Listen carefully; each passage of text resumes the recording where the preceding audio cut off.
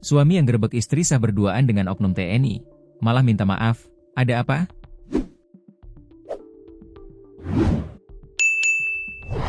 Kasus penggerebekan yang dilakukan seorang suami terhadap istri sah, justru berujung anti klimaks. Hal tersebut lantaran sang suami kini justru menyampaikan permintaan maaf.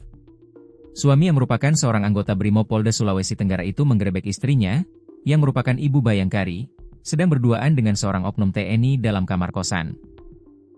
Bahkan, video penggerebekan tersebut sempat beredar dan viral di media sosial.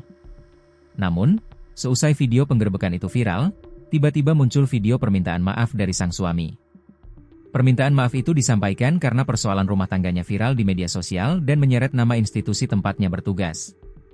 Anggota Brimopolda Sulawesi Tenggara itu merasa perlu angkat bicara agar masalah pribadinya tidak dikaitkan dengan kedinasan.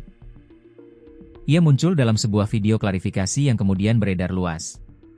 Dalam video tersebut, ia menyampaikan permohonan maaf kepada masyarakat dan juga kepada institusinya. Meski menjadi pihak yang dihianati, ia tetap merasa nama baik satuan tempatnya bertugas ikut terseret. Karena itulah ia memilih menyampaikan klarifikasi secara terbuka. Dikutip dari tribunnews.sultra.com, satu video permintaan maaf dari anggota Brimopolda Sulawesi Tenggara, Sultra, menjadi sorotan publik setelah kasus dugaan perselingkuhan istrinya mencuat ke media sosial. Sosok Ibu Bayangkari berinisial TR sebelumnya digerebek saat sedang berduaan dengan oknum TNI berinisial Pratuwai.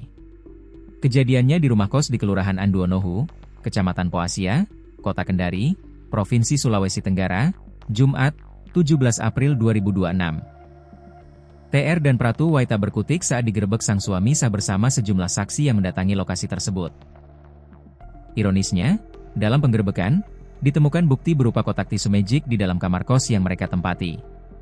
Setelah kasusnya ramai, suami TR meminta maaf secara terbuka kepada institusi dan masyarakat.